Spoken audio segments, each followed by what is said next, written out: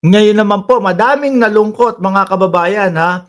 Eto totoo ho, ultimo ho ako, nalungkot ho ako sa pagkaka-resign ni Senator Lacson dahil sabi ko nga, oh, eto may tapang si Senator Lacson, mahusay, maayos yung investigasyon, walang lililimitahan, hindi yung 2022 hanggang 2025 lang, okey si Lacson. Kaya lang ho, tingin ko pinressure nung mga DDS, 'no? Kagaya nga ho ng ganyan, may mga rego dun, mga ganyan na, "Naku, ipapatanggal ka namin," et cetera, et cetera. Kasi nga ayaw nila ng nasasabit yung kapwa nila senador. Ngayon, ang problema natin, mga kababayan, is sino ang uupo at papalit po bilang committee chairman ng Blue Ribbon Committee. Tingin niyo problema yon? Tingin niyo problema talaga natin yon? Mukhang hindi. Mukhang hindi, mga kababayan. Bakit 'to? Sabi ni Transformer, di pa naman yata confirm, Mark. Nabasa ko nag-ano na, talagang tuluyan na, 'no? Wala, tuluyan ng nag-resign si Senator Lacson, nabubwisit kay Marcoleta, sabi ni Marillo. Pero tingin ko, mga kababayan, kahit na kayo ay supporter ni Pangulong Bongbong Marcos at kahit na kayo meron pa rin konting kurot, no, na konting galit doon sa mga kakamping, tingin ko maiibsan nito kung sakaling matuloy yung konting galit ninyo.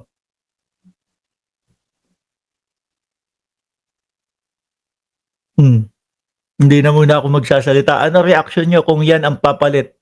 Kiko Pangilinan, mga bossing, kay Senador Lacson.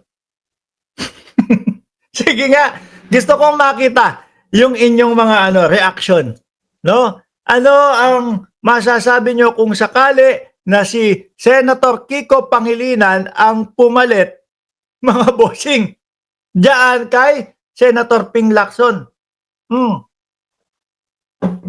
Tingin ko lalong magwawala ho yung mga DDS. Ito walang pakialam ito Ano? Ito walang pakialam ito. Pakialam. Lalo na kapag kayo mga DDS, lalong walang pakialam sa inyo ito. 'Di ba?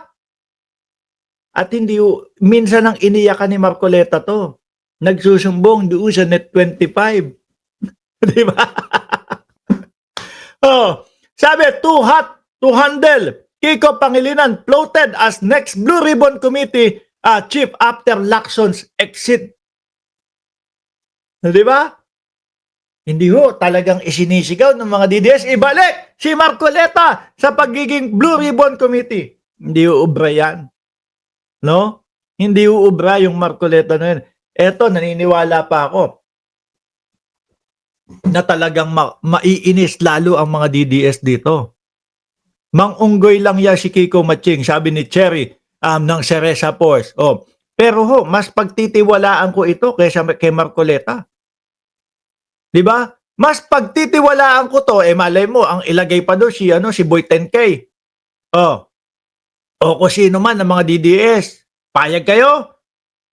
Ako mas okay sa akin ito, si Kiko Pangilinan. At tingin ko talagang sasagad to kaysa kay Senator Ping Lacson. Senator Francis Kiko Pangilinan has reportedly emerged as a leading contender to take over. Aray ko po, mga DDS.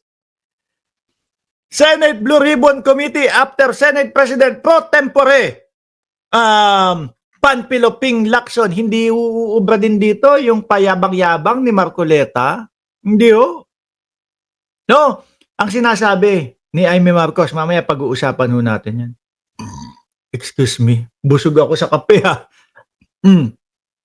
Sinasabi ni Amy Marcos, ano ba naman yan? Bakit biglang nahinto yung Senate Blue Ribbon Committee? Eto nang napangalanan na si Boying Remulla. No? Kami, Amy, gustong-gusto namin magtuloy-tuloy yun. Kahit nalaman namin o meron kaming narinig na pangalan na Boying Remulla. Gustong-gusto namin marinig yun, matuloy. Lalo na doon kay kay Gutesa. Gusto namin matuloy kasi gusto namin malaman kung saan ba napulot ni Marcoleta yung si Gutesa talaga. Ngayon hindi na nagpapakita Diba? Wala na. Mukhang si Marcoleta dead man na din kay Gutesa Baka lalo kayong madiin kapagka itinuloy-tuloy. Pero ito, tingin ko, pagkaupo, kung sakali na si Kiko Pangilinan ang papalit ho, nako, umpisa na ho ito. Ako mga bossing, dati kabardagulang ko, yung mga kakamping. Isa ako doon sa mga nangaasar eh. Lutang-lutang-lutang eh. Si Lenny Robredo, si Atty. Lenny. Pero ito ho ang katotohanan doon ha. Nung panahon ho na inaasar namin si Atty. Lenny Robredo ng lutang-lutang-lutang, alam naman namin eh na may ibig sabihin yung sinasabi niya na may kahulugan o may maayos yung sinasabi niya. Kaya lang, ang problema lang kay Nanay Lenny ng mga kakamping is minsan umuulit yung sinasabi niya. 'Di ba? Kaya kami, ako, sige, paulit-ulit si Lenny Robredo, ganun lang. Pero ho, kung kukumpara mo dito sa ating Vice Presidente ngayon, dito makakarinig ka talaga eh. Nung mga bigla na lang huhukay ng bangkay eh. Tapos itatapon sa West Philippines eh. Minsan makakarinig ka yung mamumugot ng ulo eh. Tapos walang laman yung mga sinasabi eh. Napagtanto ko, nako, ito pala talaga ang lutang. 'Di ba? Ito pala ang lutang. Kasi yung kami dati bumabanat kami kay Nanay Lenny Robredo ng mga kakamping, doon lang yung sa paulit-ulit, no? Pero naiintindihan ko yung gusto niyang ibig sabihin doon. Dito walang ibig sabihin talaga eh. Sa Vice Presidente natin ngayon eh, walang ibig sabihin talaga kundi ang pagpatay. No? Sabi ni Sir Ruel, LG, ang akala, andyan si Gigi Yam, oh. Ay naku Mark, maglulupasay si Marcoleta dyan. Ang akala kasi ni Marcoleta ay napakatino niya. Feeling niya takot lahat. Hindi. Ako nga, imbitahan niya ako dyan eh. Makikipagsagutan ako sa kanya dyan. Di ba? Diyan sa Senado. Bakit mo sinasabi? Mark Ramos, ba't mo sinasabi na peke yung aking, yung aking dala-dala na si Gutesa? Tingnan mo nga kung paano basahin yung kanyang affidavit. Halata na mas ikaw pa ang mas sumulat niya kaysa sa kanya eh. Sabihin ko, sige Marcoleta, tanong mo sa akin lahat ng itatanong mo. Tapos si Gutesa, papaharapin natin. Sasabihin ko sa kanya, o sige, habang tinatanong mo ko, no, nagsasagutan tayong dalawa. Uy, sabi ni Bing Santos, Sir Mark, new update, Boying Remulla, new ombudsman. Nako, totoo na ba yan? Saglit nga ha. Huwag mo ako niloloko, Bing Santos. Kasi ang kaninang balita lang is, ayan nga, sandali. Ang kaninang balita lang is, si tatlo yung pagpipilian. Naku, ayun nga! Naku! Oo nga. Si Novak Djokovic throws up mid-match. Alarming scene. Hindi pa yun. No, tennis ho yun. Nanonood ako ng tennis. Pero, asaan? Ombudsman, Boying Remulla. Sandali nga. Baka inaano mo lang ako, ha? Naku, ayun nga! Asan ba? Hindi, parang ito. Wala pa. Yung kay Amy pa din yung mga pinapakalat nung iba eh. New Ombudsman, Boying Remulla. Tsaka ito yung pinaka-latest. Yun yung, ayan. Diba? Kasama sa tatlo yung pangalan ni Boying Remulla para pagpipilian na ombudsman. Wala pa. No? Pero wag kayo excited, baka magalit yung mga DDS agad, sumama yung nila. Biruin mo, lalagay si Kiko kung sakali dito po sa Senate Blue Ribbon Committee, tapos ombudsman. Dahan-dahanin nyo naman mga DDS. Mahirap po na yung mga kapitbahay ninyong mga DDS sumama yung pakiramdam, sumakit yung puso. No, kapag kahugan yan, sabi ni Popoy, confirm, Boying Remulla Ombudsman. Niloloko nyo ako eh. Sige nga. Nasaan ba yung nasaan ba yung Team MR dito? Boying Remulla. Wala pa akong nakikita eh. Ito, sige. Google natin, Boying Remulla, Ombudsman.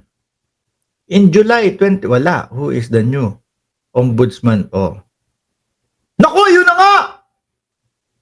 Si ano pa din, si Martires pa din yung nakasulat eh. Shortlisted pa din, Wala pa. Wala pa.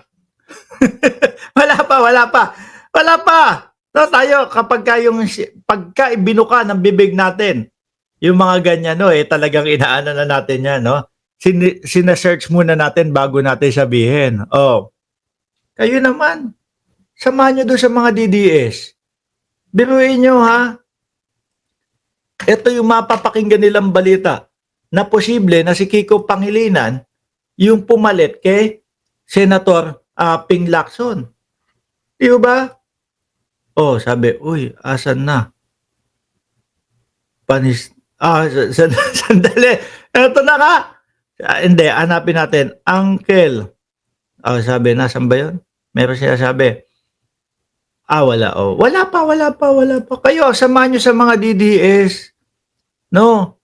Biruin nyo, eto na nga yung balita patungkol doon sa Senate Blue Ribbon Committee. Tapos, mamadaliin nyo pa. Ngayong araw nyo din ilalagay. Hindi, baka sabi nga ni Sir, yung kanina nagkomento, baka Miyerkules yan. Baka po pagsabayin. Itinalaga. Isa-isahin nyo naman para yung content namin hindi parang spaghetti, lahat ng maiinit na doon sa isang araw, di ba?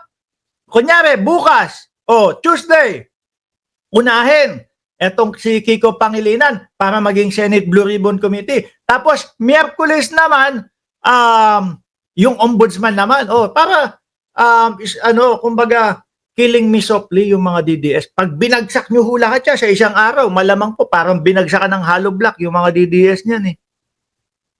Di ba? Anyway, ako, sabi ko nga sa inyo, lagi kong nakakabardagulan yung mga kakamping dati. Pero kung saan ho titino ang ating bayan, doon ho ako eh. Ano po? Okay sa akin, Kiko Pangilinan, mga boss chief amo sir, na pumalit. Hayaan natin na magsiiyakan yung mga DDS. Hello.